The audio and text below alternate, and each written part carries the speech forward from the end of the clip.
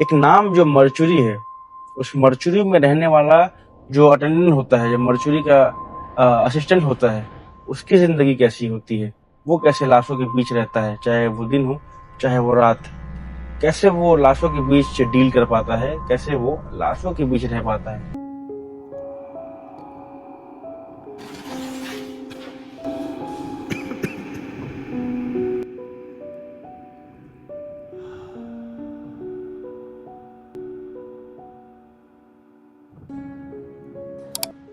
जो तो इस कमरे में आने की हिम्मत किसी के नहीं होती है, मगर अगर आप इस कमरे में आ जाएं तो आपके आसपास केवल मौत का मंजर होगा।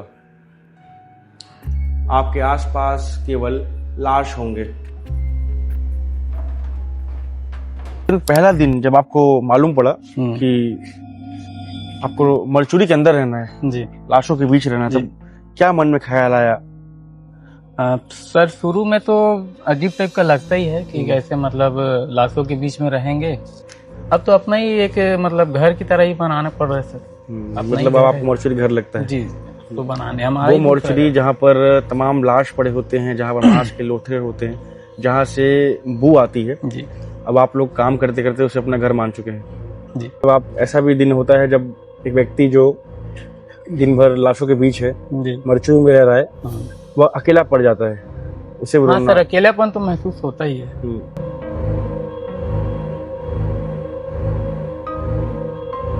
मान्यता ये भी लोग कहते हैं कि जब अकाल मृत्यु होती है, यानी कि कोई व्यक्ति सड़क से जा रहा है, ट्रक वाला ठोक दिया, उसकी एक्सीडेंट हो गई, तो ऐसे में जो आत्मा होता है वो उसके शरीर में प्रवेश करना चाहता है।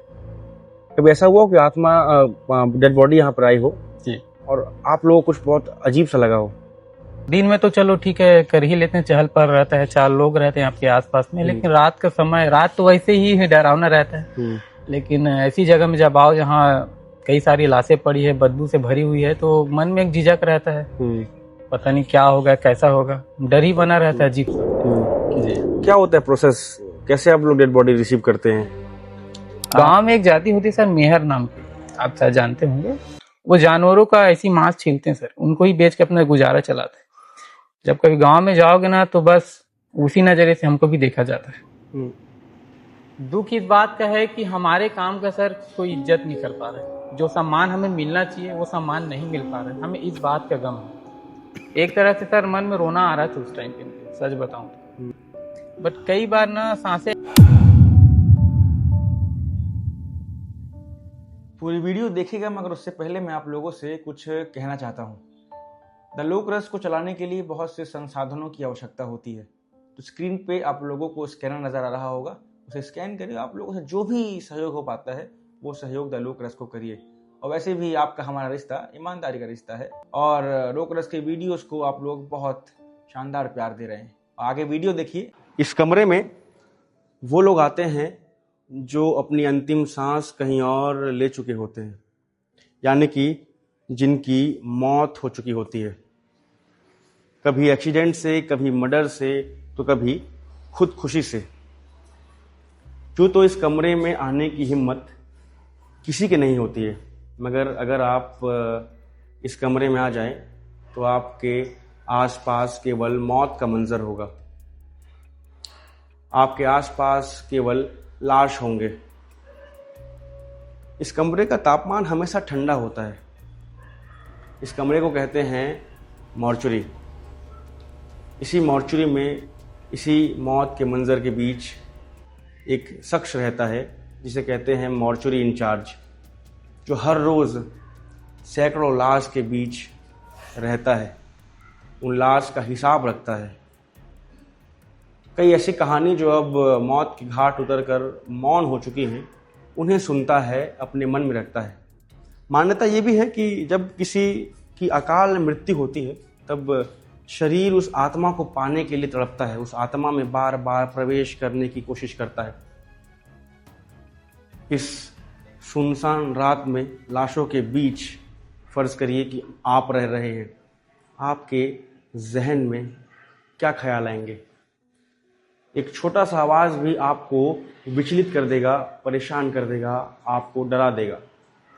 मगर मॉर्चुरी असिस्टेंट सैकड़ों लाशों के बीच यहीं पर रहते हैं। तो आज जो मॉर्चुरी असिस्टेंट हैं उनकी कहानी आपके सामने लाने की कोशिश करेंगे और उनसे बातचीत करेंगे और समझेंगे कि कितना मुश्किल होता है सड़े गले और जले हुए लाशों के बीच में रहना। मैं महज ओपनिंग करने के लिए मॉर्चुरी के अंदर गया हुआ था, क्योंकि कम्युनिटी गाइडलाइंस होती हैं, हम यूट्यूब में आपको लाश नहीं दिखा सकते। सैकड़ों लाश अंदर रखे हुए हैं। ऐसे में जो बू आती है वो आपको परेशान करेगी, वो आपके जहन में बस जाएगी। जब आप बाहर निकलेंगे, आप खाना खाएंगे, तब वो जहन में वो बू बस जाएगी। तो उसी मॉर्चुरी असिस्टेंट के साथ अभी मैं हूँ, जिनका नाम योगेंद्र है, जो महज 27 साल के हैं और पिछले 4 सालों से इन्हीं लाशों के बीच मॉर्चुरी में रहते हैं, उन्हीं लाशों के साथ काम करते हैं। तो आज ऐसे योगेंद्र की मैं कहानी आपको दिखाऊंगा, मगर ये कहे योगेंद्र रहे हैं, मगर ऐसे तमाम लोग हैं जिनकी कहानी हूबहू बिल्कुल ऐसी ही है। चलिए हम थोड़ा दूर चलते हैं, क्योंकि मैं अंदर था, कुछ जहाँ की जो बू होती है, अब आप लोग तो यूज्ड हो गए हैं उससे। हाँ। हम लोग चल के बात करते हैं वहाँ। ये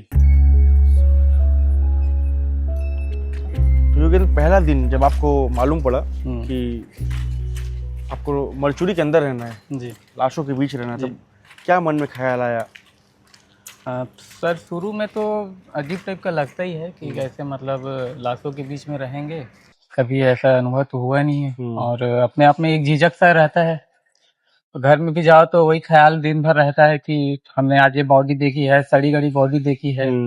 छोटे बच्चों की भी लाशें आती है कई बार, और महीनों से पड़ी हुई लाशें भी आती है, जली हुई बॉडी। तो अजीब सा मन में मतलब ख्याल चलते रहता है, जिंदगी कितनी छोटी है, अजीब सा ऐसा ख्याल आते रहते हैं मन में।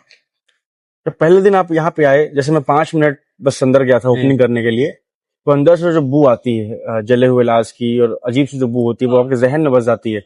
तो पहले दिन आप आए होंगे, आप लाश देखे होंगे, आपने खुशबू लिया होगा, खाना खा पाए थे आप? नहीं, शुरू के दिन तो सर बहुत मुश्किल हुआ था मेरे। वही बस दिमाग में बार बार ख्याल आ रहा था। जब खाने में बैठो तो सामने में मतलब आँख के सामने वो चीजें ना दिखने लग जाती थी पीछे, कि आज मैंने ये इस वाले बॉडी का पोस्टमार्टम किया है। खून को देखते रहो, बदबू अलग आता है ना।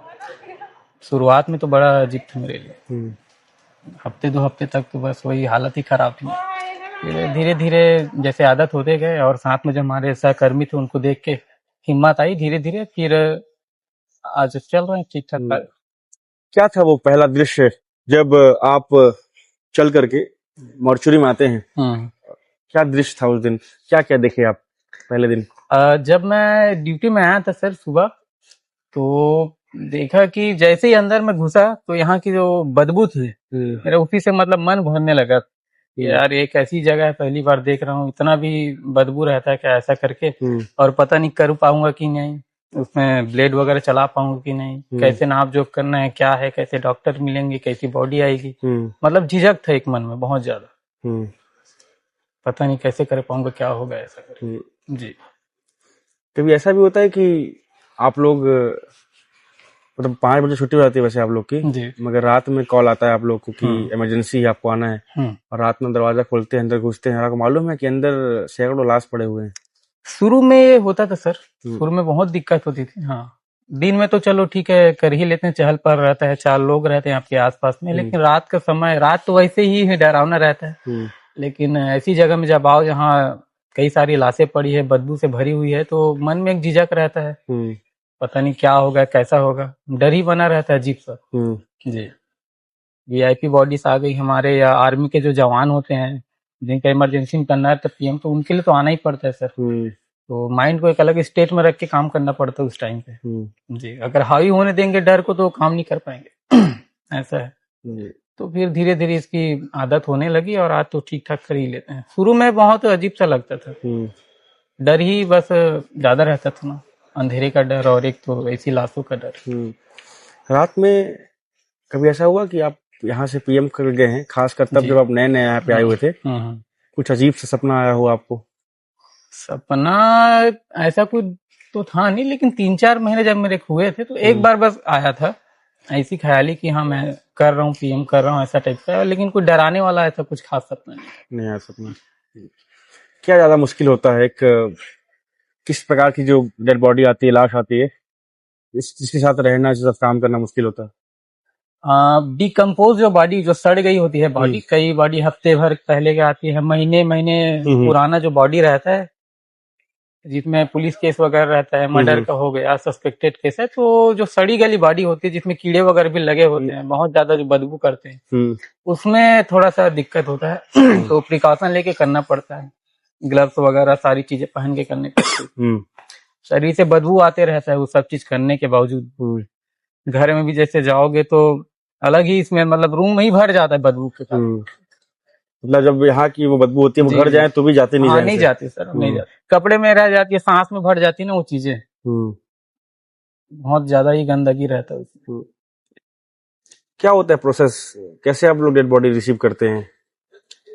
ये तो पुलिस वाले ही सब चीज पंचनामा या फॉर्म वगैरह सब रेडी करके लाते हैं, और उसके बाद हमारे डॉक्टर उसका परीक्षण करते हैं, और जो डॉक्टर हम इंस्ट्रक्शन देते जाते हैं हम उनका फिर फॉलो करते जाते हैं। इसी स्ट्रेचर में आता है लाश?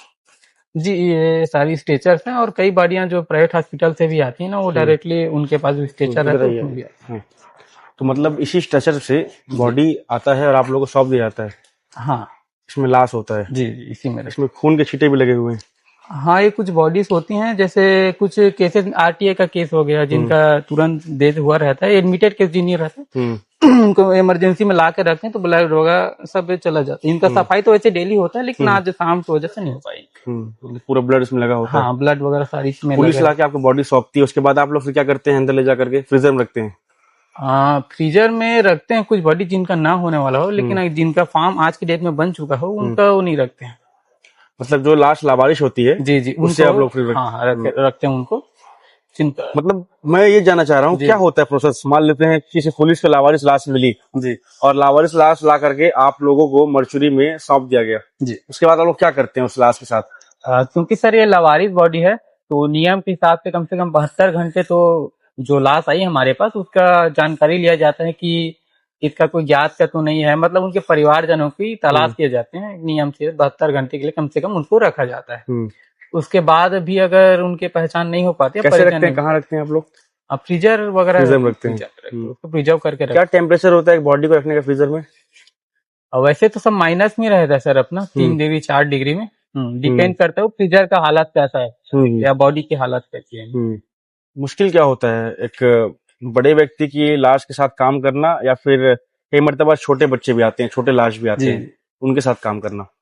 छोटे बच्चों के लिए सर थोड़ा अजीब तो लगता है, एक मतलब दया वाली भाव तो रहती है, क्योंकि छोटे बच्चों से तो हर कोई प्यार करता ही है, और हमारे भी घर में छोटे बच्चे रहते हैं। जब आप यहाँ से जाओगे तो उनको खेलते देखोगे तो वही सारी चीजें दिमाग में आती है कि जो बच्चा आज हमारे सामने खेल रहा है, ठीक इसी उम्र का आज हम पोस्टमार्टम करके आए हैं। तो मतलब उस टाइम पे हमारे हाथ एक सेकंड के लिए रुक ही जाते हैं भाई, मतलब इतने छोटे बच्चे के लिए इस दुनिया से चले जाना अजीब लगता है सर, है तो हम भी इंसान ही आखिर। जी, तो छोटे बच्चों के लिए सर थोड़ा सा दुख तो होता ही है। जब आप देखते हैं एक लाश जो पूरी तरह से सड़ चुका है, जी, उस अवस्था में आप लोगों के पास आया है, और उस लाश से कई बार पस निकलता है, मवाद निकलता है, और बहुत सारे कीड़े हानिकारक गैस होते हैं, कीड़े होते हैं, उन्हें देखते हैं तो आप कैसे उसको अपने जहन से दूर करते हैं? अब सर जिस तरह से एक डॉक्टर जो रहता है, हमारे जो भी सर्जन वगैरह हैं सर, वो अपने दिमाग को एक अलग स्टेट में रख के काम करते हैं, तभी वो कर सकते। वैसे ही हम भी रखते हैं सर, हम ये नहीं सोचते कि ये जो बॉडी आया है हमारे पास वो किसी इंसान ही का है या किसी जान कुछ भी चीज का हो। हम अपने दिमाग को अलग स्टेट में ले जाते हैं कि ये हमारा काम है, हमें इसको एनालाइज करना है, इसको जांच वगैरह करना है।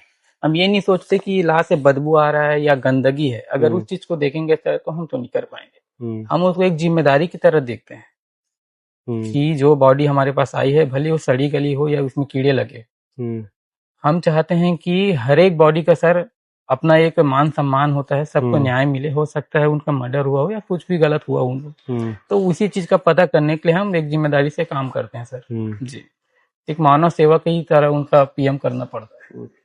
आपकी शादी हो गई है? जी नहीं, मेरी तो नहीं शादी नहीं हुई है। जी, जब कल आपकी शादी होगी, आगे बच्चे होंगे जी, तो आप चाहते हैं कि बच्चे भी पोस्टमार्टम के रहे में रहें या मर्चुरी में रहें? सच बताऊं सर तो मैं तो नहीं चाहता कि सर मेरे बच्चे ऐसी जगह में काम करना पड़े। जी, मैं तो नहीं चाहूँगा सर। मेरी तो चलो कुछ मजबूरियां हैं सर, जिसकी वजह से मैं यहाँ कर रहा हूँ। हालांकि पढ़ाई वगैरह भी कर रहा हूँ, लेकिन जॉब नहीं मिल रही तो कैसे कैसे करना पड़ता है। और अगर मैं भी ना करूँ सर, तो मेरी जगह कोई तो करेगा यार। सेवा के लिए किसी को तो आना ही पड़ेगा। जी।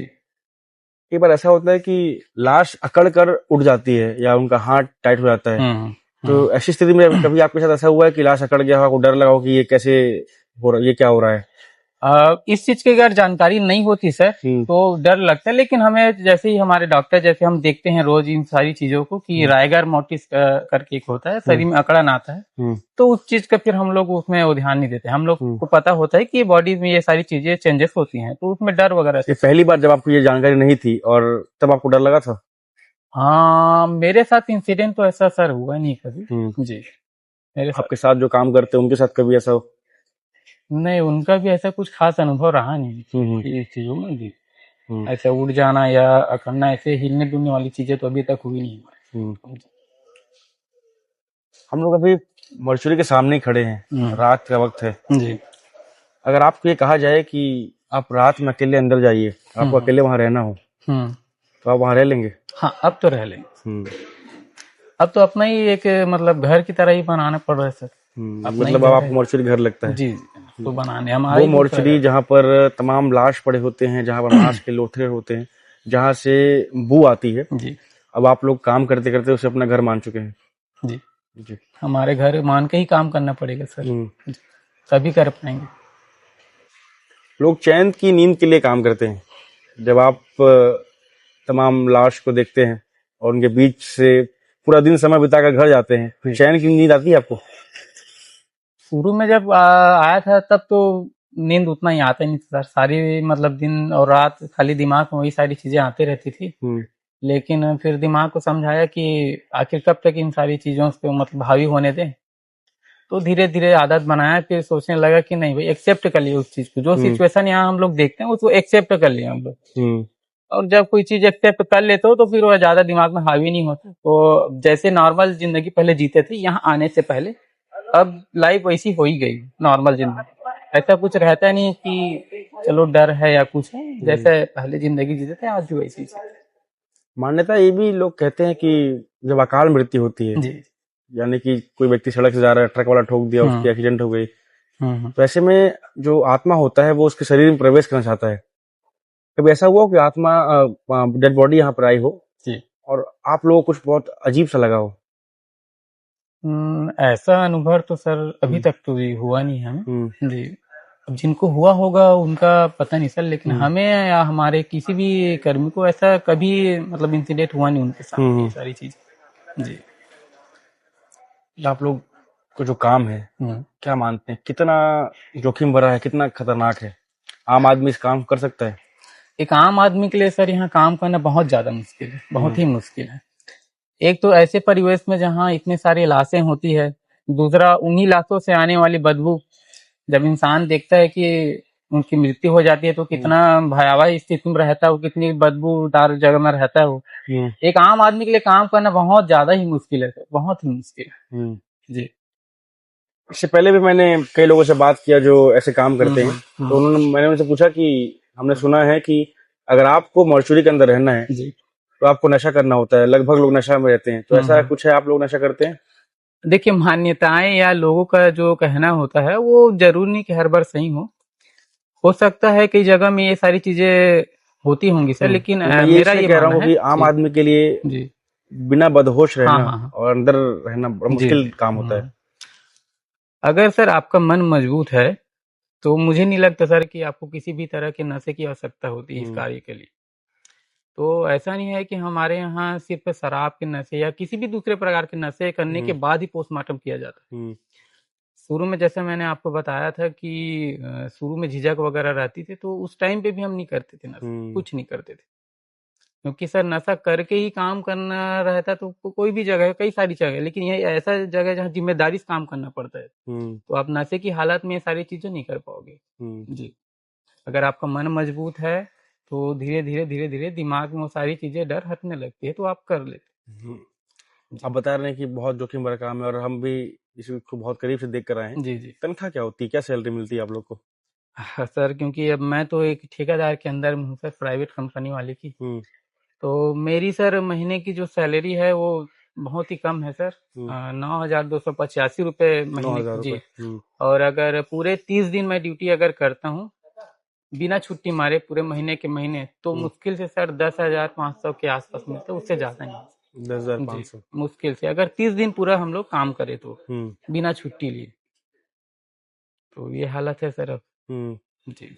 क्या चाहते हैं? आपका काम जितना जोखिम भरा है, उस हिसाब से आपको पैसा सरकार दे पा रही है या फिर आपको सुविधा मिल पाता है? नहीं सर, अगर आप किसी भी एक आम इंसान से भी पूछेंगे तो सर मेरे को नहीं लगता कि इतनी कम सैलरी में कोई भी यहाँ काम करना चाहेगा सर।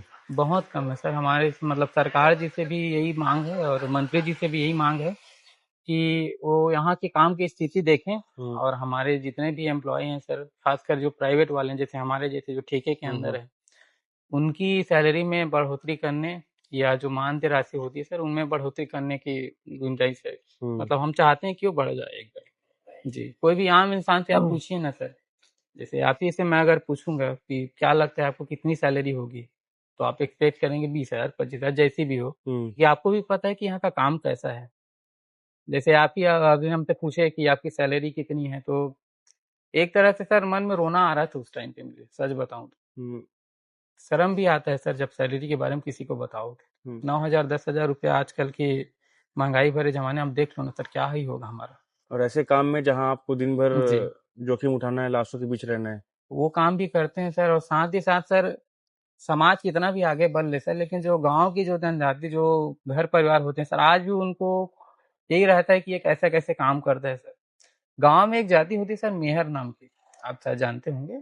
वो जानवरों का ऐसी मांस छीलते हैं सर, उनको ही बेच के अपना गुजारा चलाते हैं। जब कभी गांव में जाओगे ना तो बस उसी नजरिए से हमको भी देखा जाता है। मतलब एक मेहर की नजर से। जी। और ये बात सच है सर, बिल्कुल सच है। तो क्योंकि आप अगर हमें इज्जत मिलता है सर, तो उस हिसाब से मुझे लगता है कि हमारी तनख्वाह भी उतनी होती और हमें उस हिसाब से सम्मान भी मिलता। जब आप बाहर निकलते हैं यहाँ से जी। काम करने के बाद और आपके दोस्त यार होते हैं, उन्हें पता है कि आप क्या काम करते हैं, जी सर, तो पता है। भेदभाव करते हैं ये लाश के पास से आया है ये, या फिर समाज में आपको वो प्रतिष्ठा वो इज्जत मिल पाती है?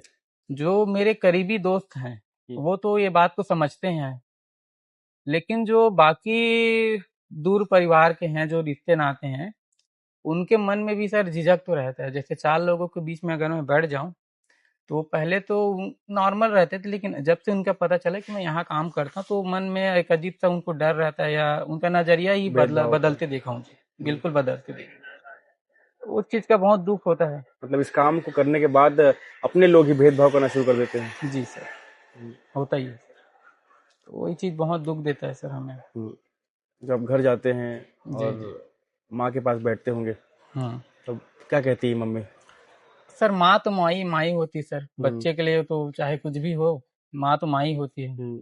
उन्होंने मुझे कभी ऐसा नजरिए से नहीं देखा। उनका कहना है कि जिससे आपका पेट चलता है, जिससे आपका रोजी रोटी चलता है, उसकी इज्जत करो।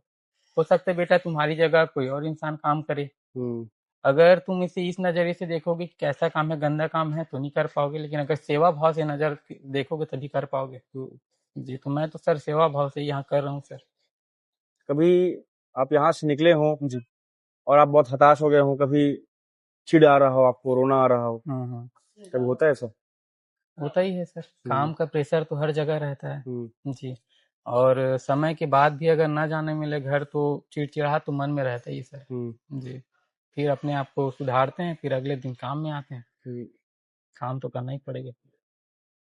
मतलब आप ऐसा भी दिन होता है जब एक व्यक्ति जो दिन भर लाशों के बीच है, जी। मृत्यु में रह रहा है, वह अकेला पड़ जाता है, उसे हाँ रोना। सर, अकेलापन तो महसूस होता ही है। जी।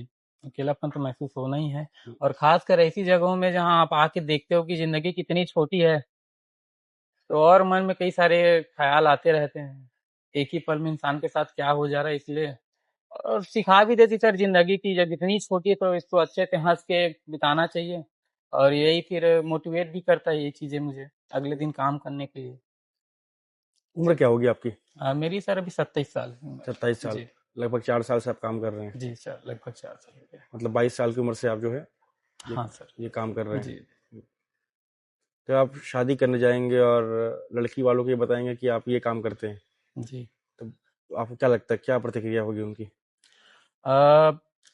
ये समझने वाले ऊपर है सर, सामने वाले कैसे सोच रखते हैं ये उनके ऊपर डिपेंड करता है जी। बाकी ज्यादातर आज भी हम देखेंगे सर, वनांचलों में देखो या गांव के जो भी देखो, लोग एक्सेप्ट नहीं करते। अगर ये चीजें आप सीधे उनको बताओगे तो मुझे नहीं लगता कि वो इस चीज के लिए राजी होंगे। उनका कहना यही रहेगा कि आप ऐसी जगह में कब तक काम करोगे, कोशिश ये करो कि भले कम सैलरी बट ऐसी जगह से दूर रहो जहाँ इतनी गंदगी है, बीमारियां हैं, सारी तरह की लाशें यहाँ आ रही हैं। खुदा न खास्ता हो सकता है कुछ चोट लगे या कुछ हो, आपको बीमारी हो। और कौन चाहेगा सर कि अपनी बेटी ऐसी जगह में दे जिसका पति इस तरह की गंदगी में काम करता हो।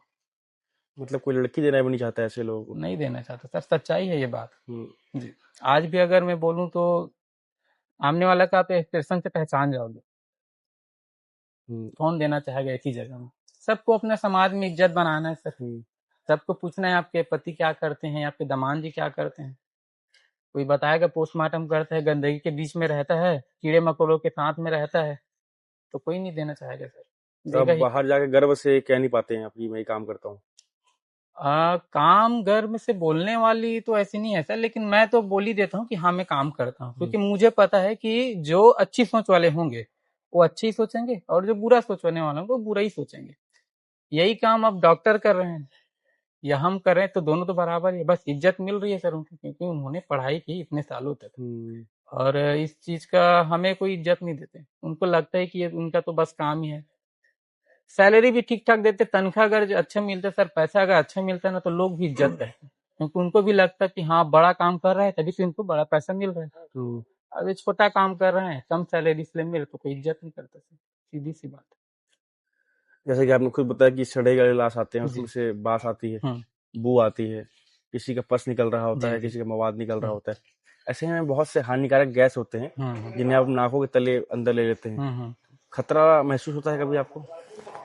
खतरा तो है ही, बट कई बार ना सांसें ऐसे फूलने टाइप के कई बार पॉइजन वाले केसेस आते हैं और बहुत सारी, क्योंकि जैसे ही बॉडी डिकम्पोज होने लगती है तो गैस बनते हैं काफी सारी चीजें, तो हम इनहेल भी कर लेते हैं, मास्क भी लगा लेते हैं, तो कई बार नाक के थ्रू भी आ जाता है। तो उस टाइम में अजीब तो लगता है, लेकिन केस भी नहीं छोड़ सकते सर, तो चीजों को सह के अपना करना पड़ता है। अब शरीर धीरे धीरे इस तरह से बनते जा रहा है कि वो बदबू को सहने लगे जी। शुरू में अजीब सा लगता था, उल्टी की तरह आने लगता था, काम नहीं कर पाते थे, ना खाना भी नहीं खा पाते थे, क्योंकि शरीर में उसकी गंदगी पहले से भरी हुई है, तो कहाँ से खाना खिलाएगा। पर वही है, अब धीरे धीरे आदत बन गई है सर, तो ज्यादा समस्या नहीं होती है।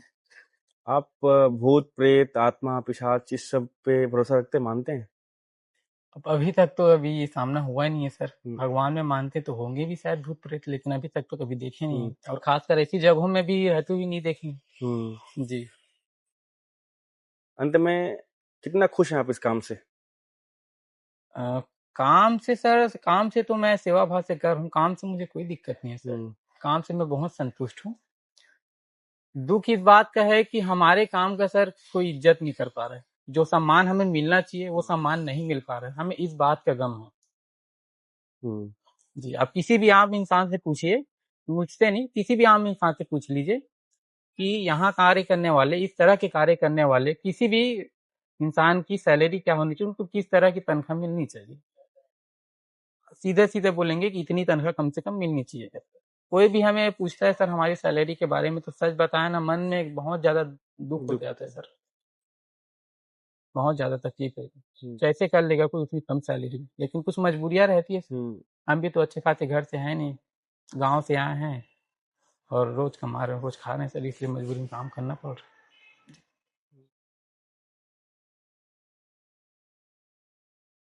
आप जैसे बता रहे हैं कि कोई अपनी लड़की भी नहीं देना चाहता है, समाज में भेदभाव होता है, पैसा नहीं है, तो आपने क्यों चुना इस पेशे को?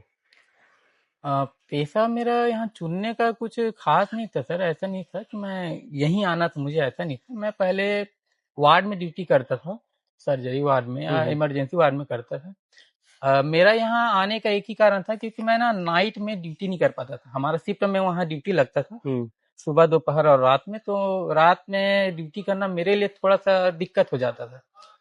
तो मैं ये चाहता था कि ऐसे जगह काम करूं जहां दिन में ही काम रहे, रात का काम न रहे। तो कुछ समय पहले ही यहाँ से हमारे स्टाफ का कुछ मतलब बदलाव हुआ था, तो उस टाइम पे मेरे यहाँ ज्वाइनिंग कराई गई थी मेट्रन के द्वारा। मुझे पूछा गया था कि क्या योगेन आप यहाँ करना चाहेंगे, क्योंकि रात के काम में, तो मैंने उसके लिए मंजूरी दी थी सर, तो मैं उसके थ्रू आया था जी, मेट्रन के द्वारा मैं यहाँ लाया गया। शुरू में अजीब तो लगा, लेकिन इस बात की खुशी थी कि नाइट में काम ना करना पड़े जी। तो जो काम ये लोग कर रहे हैं, इस काम का अगर किसी को कहा जाए कि हम आपको 50,000 रुपये भी देंगे या लाख रुपए भी देंगे, तो आम आदमी शायद 10 बार सोचे, शायद वो सोचे बगैर ही इनकार कर दे। मगर मरचुरी एक ऐसा जगह है जहां पर आए दिन हर रोज आपको लाशों के साथ रहना है, लाशों के साथ डील करना है, लाशों को चीरना है, अपने हाथों से पकड़ना है। कई लाश फटे मिलेंगे, कई लाश आपको जले मिलेंगे, मगर आपको अपना काम करता रहना है। ऐसे में जब समाज इन लोगों को एक भेदभाव के नजरिए से देखती है, जब इनके साथ वो सलूक नहीं किया जाता जो एक आम आदमी के साथ किया जाना चाहिए, इन्हें कोई अपनी लड़की तक नहीं देना चाहता, वो स्थिति इनकी बनी हुई होती है। जैसे कि मैंने आपको पहले बताया, जब आप पोस्टमार्टम गृह के अंदर जाएंगे या मरचुरी के अंदर जाएंगे तो खुशबू आएगी, जो बू आती है वो आपके जहन में बस जाती है। जब आप फिर खाना खाने बैठें या किसी अन्य काम में अपना ध्यान लगाने की कोशिश करें तो वो खुशबू आपको बार बार याद आएगी और वो याद आपको परेशान करेगी, वो याद आपको विचलित करेगी। तो ये कहानी, इनकी कहानी दिखाने का हमारा मकसद केवल ये था कि आप लोग इनकी जिंदगी को समझ पाएं। एक व्यक्ति जो डॉक्टर नहीं है मगर डॉक्टर के साथ रहता है, मरचुरी में रहता है, लाशों के बीच रहता है, लाशों को चीरता है, उन्हें देखता है और उन्हीं के साथ रहकर काम करता है, मगर समाज उसके साथ कैसा भेदभाव करती है।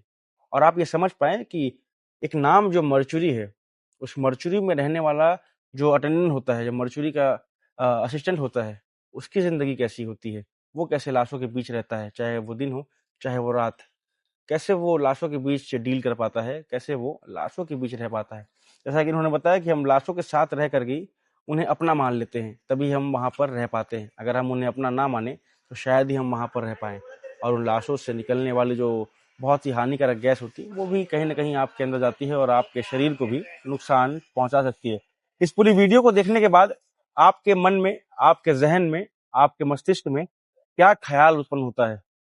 अगर आपको डर लगता है तो आप कमेंट करके बताइए, अगर आपको घिन आती है तो भी आप कमेंट करके बताइए, अगर आपको अजीब लगता है तो भी आप कमेंट करके बताइए। मगर आपको इस कहानी को देखनी चाहिए, इनकी कहानी को समझनी चाहिए और उन लोगों तक पहुंचाना चाहिए जो इन लोगों को देखकर कहीं ना कहीं भेदभाव करते हैं, हिंकारत के नजरिए से इन लोगों को देखते हैं।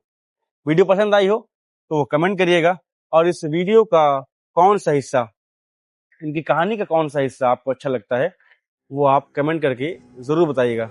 और इस तरह की बहुत सारी स्टोरीज है, बहुत सारी कहानियां हैं जिन्हें लोग देखते नहीं, जिन्हें लोग समझने की प्रयास नहीं करते हैं, उन्हें लोक रस आप लोगों के बीच लेकर आता रहेगा और आपको इस प्रकार की कहानियां दिखाता रहेगा। धन्यवाद।